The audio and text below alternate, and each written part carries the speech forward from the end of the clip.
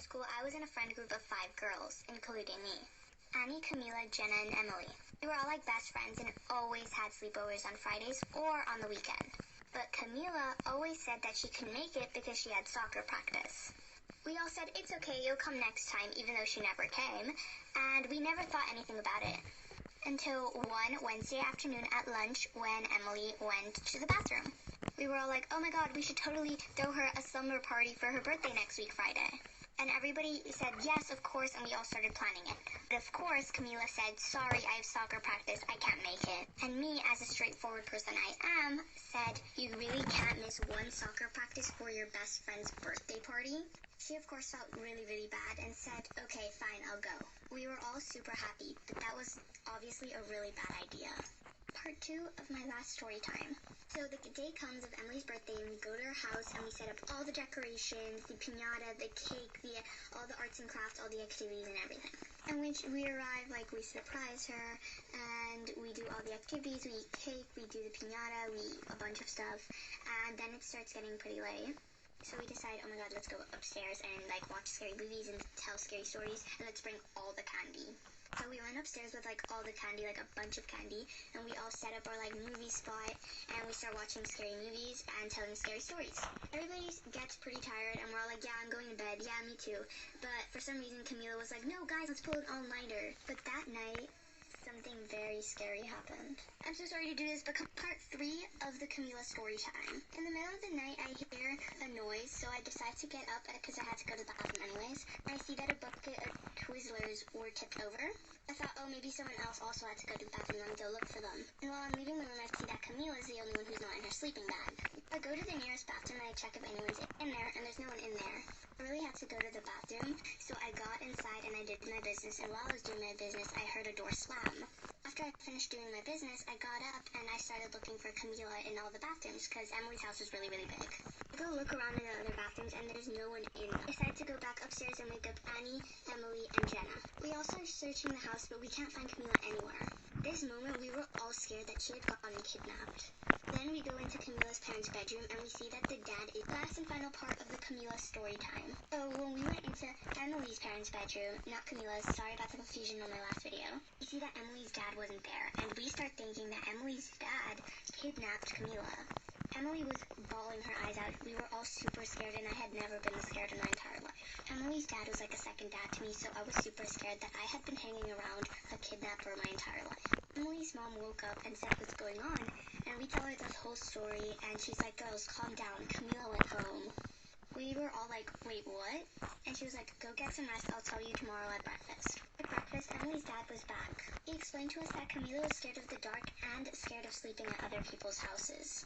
And she probably dropped the bucket of Twizzlers when she was getting up to go tell Emily's parents that she wanted to go home. Camila's fine now and everything's okay. Thank you guys so much for all the love and support on my videos. In my opinion, miraculous is a tiny bit overrated. I mean, sis, don't get me wrong, I ain't no hater, but it's the same in every freaking episode. You know, someone gets angry, then they get acclimatized by Hawk Moth, then Ladybug and Captain Wall come to the rescue and fight a little bit, and then Ladybug uses her, like, lucky charm, and then they win. Then Hawk Moth, at the end of every single episode, is like, I will get you next time, Cat Noir and Ladybug. Just you wait and see. Miss Girl, well, it better be soon, Hawk Moth. It's been like 100 episodes, and you ain't even been close. Get your game face on. Get your game face on. So, when I was in year 7, every, like, Wednesday, I think it was, we used to do an activity, and one of the activities was just dance, or there was like a puzzle, or like reading, but no one ever wanted to do reading, so we always like voted for just dance. And me and my friends like were in the back, like we had to make like a bicycle or something, or was like a horse, I don't even remember. So yeah, and I was always this guy, because I don't even know why, I was just always this guy. And then I remember my friend was like sitting on top of me, well, not sitting on top of me, you know what I mean, and then she fell, and I felt like I broke my neck. I probably didn't, but it really hurt, and we always won, because we were just the best, you know, the best. I'm 24, have been with my fiance 24 for 7.5 years. We started dating our senior year of high school. He has always said that he was waiting to propose until we had enough money for a wedding. I always family drama that held him back because he was hoping to mend his relationship with his family before getting married so that they could attend. Long story short, he finally realized that his parents weren't going to be civil and they are no longer in our lives. I began anticipating him proposing after that. We finally did this past Christmas. It felt like we were finally moving forward with our lives. After he proposed, I realized I did indeed want a real wedding, though still something small. He again was trying to make it bigger than what I wanted or what we could afford. He said that we should be celebrating our lives together after all the pain and trauma we had put up in our lives. So I began planning a wedding.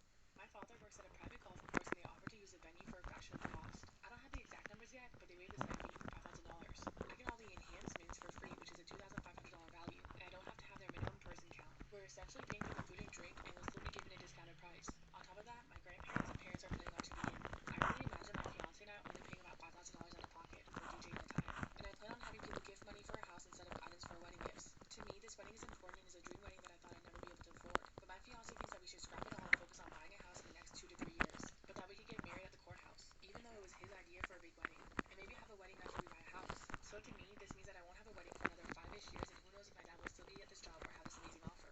Am I being unreasonable for wanting this wedding? Am I wrong for rescheduling my friend's bachelorette party? My female 24, friend female 24, I've known about for 10 years is getting married in August. I am the maid of honor. We booked our hotel room in January. Party was planned for the end of May. I don't live in the same city as the bride, so her and the other girls in the bridal party are planning on driving to me, which is a 3-hour drive. I just found out that a trip me and my mom have been planning to Europe this spring for the last 3 years, was already canceled once in 2020, has been canceled again due to low numbers in tour. Our travel agent had another tour we could choose that is for sure a go, but it would be interfering with the bachelorette. Travel agent said other tours later in the year are also not a guarantee and prices could change. I messaged the bridal party and apologized for needing to change the date, and I explained that this is a trip that is important for me and my mom, and we have limited options. The girls agreed to change the date to the end of April, and I spoke with the bride on the phone and all seemed well, and she said she understood and was optimistic everything would work out. The next day she messages me saying it's not going to work. We talk on the phone and she says the rest of the girls don't want to change the date as it is inconvenient for them and their schedules. As well, another friend was planning to fly into another city. I had messaged her already to apologize. She had previously told me that flights were cheap and she also has family here or could visit the bride at the end of May if she couldn't change the flights. I told the bride that my mom told the travel agent to book this new tour and my mom is not changing it again. I asked why we couldn't pick another weekend when almost all of the girls have weekends off. I told her that if we don't change the date, then I will not be at the bachelorette. She said, I guess you won't be then. After, I messaged the bridal party group chat to explain to the girls I can't change this trip now and that there is a lot of money wrapped up in it. I said sorry again and just asking why they can't make another date work. I also gave the option that some could drive in on Saturday if not able to on Friday due to work. Another bridesmaid sent a huge message saying it was disrespectful that I expect 5 people to change their schedule for just me and that she knows I can easily change my trip to another date and that I don't get to make calls on the driving schedule. I stated I was not trying to disrespect anyone and was just giving options so that things could work out. I told her she was out of line for calling me disrespectful. I also was speaking to the bride on her own chat and I said I feel like she isn't backing me up on this and I feel hurt she is willing to exclude me. She said she doesn't have the confidence that I'll be there for her on her wedding day and that this isn't all about me, it's supposed to be about her. One day my roommates were driving home and they saw a truck driving down the road with a bumper attached to the hitch that was just getting dragged down the road, and they thought, ooh, that sucks, who just lost a bumper? And then they drove up to our house and they saw my car parked out front, sans bumper, and they were like, oh no. And so they came in and got me and I had to come out and talk with the neighbors and we had to call the cops and it was this whole huge thing. And then my neighbor had the audacity to tell the cop that the reason he ripped my bumper off of my car and drove with it for 6 blocks was because I parked on his hitch. And I was just like, excuse me, sir, I grew up in cow country. I know not to park on a damn hitch, okay? Every time I see your hitch on the street, all I can think to myself is he should take that off of his truck and put it in the back of the cab because that's not get stolen. That is good money. How dare you? How dumb do you think I am parking on a hitch? Boyfriend's become really abusive since I told him I was pregnant. In fact, I think he actually tried to unalive me, but I'm not sure. He and I started dating 7 months ago. I actually suspect that he's a narcissist, but honestly, I can't be sure. That's why I'm telling my story on here to get some perspective. When we first started dating, he started love bombing me. I actually had to Google what that was because I wasn't sure, but after I did, I can definitely say that he did do that. Just after 1 week of going on dates, he told me that he loved me. Then, basically, he just pressured me into becoming his girlfriend. He even went behind my back to speak to my parents and convince them to say yes to him. He obviously made a good impression on my parents and they convinced me to go out with him. 2 months into the relationship, everything was normal. He was really affectionate, loving, he made time for me, he would think of really creative dates, but anytime I didn't say thank you for the smallest thing. For example, if he opened the door for me and I didn't say thank you, he would get upset. Sometimes he'd make breakfast for me, and if I didn't say thank you in a very enthusiastic way, he would get really upset. After the 3rd month, he started accusing me of being ungrateful. And then after that, he started getting really jealous. He hadn't done this before, so I thought it was just a phase and that it would pass. But unfortunately, it did not. He started convincing himself that anytime I got a phone call, it was from some guy that I'd met. Even going to the gym became a problem. He started asking me if there were any guys at the gym that I liked, or if anybody was approaching me, and God forbid if anybody looked at me on the street. He would somehow blame it on me. It got to the point where I wouldn't even want to go out with him. One day he decided to take me to this really fancy restaurant. Everything was going really well. I was acting like a normal boyfriend. But as soon as we sat down, I started getting this weird vibe from him. It's like he was absent. He wasn't there. He stopped talking and got really quiet. When I asked him what was wrong, he told me there was a table of 2 guys that kept staring at me, and that it was obvious that they knew me from somewhere, and that I obviously knew them too. Where did he get this stuff?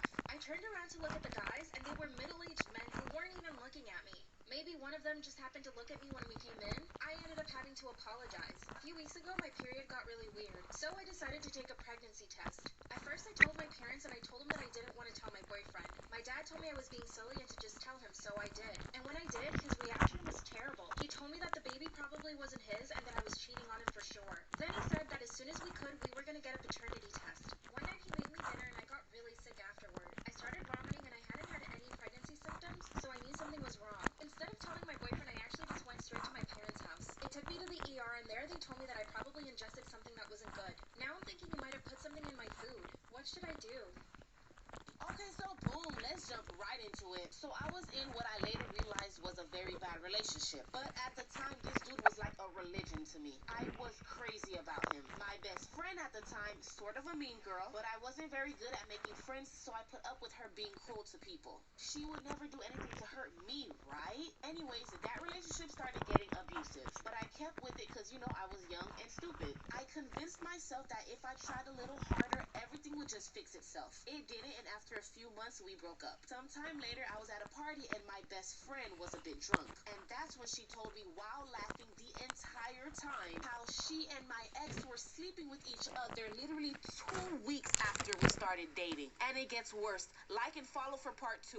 Okay, so boom, like I said, my relationship with my boyfriend became abusive, so we broke up. Fast forward a couple weeks, and I was at a party with my best friend, and she was a bit drunk. She told me while laughing the entire time how she and my ex were sleeping with each other literally 2 weeks after I started dating him. Then, mind you, she's laughing while saying this. She went into detail on all the ways and places they used to sneak around to sleep with each other. And this was the girl I would cry to when my ex would abuse me. She didn't seem to have any idea that what she was saying was literally messed up. She actually thought that I would find it funny too. Safe to say that friendship ended. Be careful for fake friends out there, y'all. So I was on my way to visit my mom. I never passed by the street. The school is right in front of the street. I don't know, for some reason I felt it in my heart to pass by the street. I guess during the time that I passed by, it was recess time. And all of the teachers have their kids over there by the playground section. But not this dude. He had his kids way away from the other teachers and out of sight. So when I saw that this teacher had all of the students away from all the rest of the other teachers and their students, in itself, that was sketchy. And I'm driving slowly past there, and I see something This man was taking pictures of the little girls in his class. Little girls! They're in pre-K, bro. Pre-K. He was even touching her hair while he was taking a picture of them. By the way, he was so close to those 2 little girls. Mama Bear came out. I literally pulled my car over, and I pulled to the side, and I said, "Excuse me, sir. Are you legally allowed to be taking pictures of your students, especially in that way?" Because I, as a Sunday school teacher, I know legally without parents' consent, I should not be taking pictures of my students. He starts stuttering. Yeah, they already signed a parent consent form. That's usually for field trips. You don't take pictures of your kid for your personal use. Oh, hold up, it gets worse. So after I catch this man taking pictures of his little pre-K student girls, and I'm confronting him because legally you're not allowed to be taking pictures of your students for your personal use. Oh, I wish I had my phone in this time, but I was so angry I just busted out of my car. I didn't even grab my phone. I told him, "Why are you here? But all of the kids are over there." And while I'm confronting him and he's giving me any random excuse, a little girl comes and puts her hand in his pocket. In his pocket. He did not flinch. That is how I knew that wasn't the first time any little girl had put her hands in his pocket. As a teacher, you do not allow a child to come and do that to you unless you want that. I was so infuriated. I told him, let's go talk to the principal right now. He was refusing, so I called the school right then and there. So while I'm calling the front office on this teacher who not only took pictures of his pre-K little girl students, but he also let a student put her hand in his pocket. And I'm on the phone telling the secretary everything that's happening because I refuse to leave those children by themselves. So the front office secretary comes out. She's walking out. She sees everything, and I am explaining to her in front of him. So he knows that he's not going to get away with this, not in front of me. She sees where he's at, like secluded from the rest of the teachers and the students. She even told me, this does not look right at all.